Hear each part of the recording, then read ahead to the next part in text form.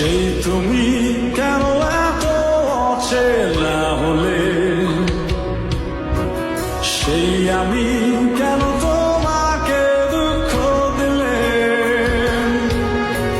কেমন করে এত অচেনা হলে তুমি,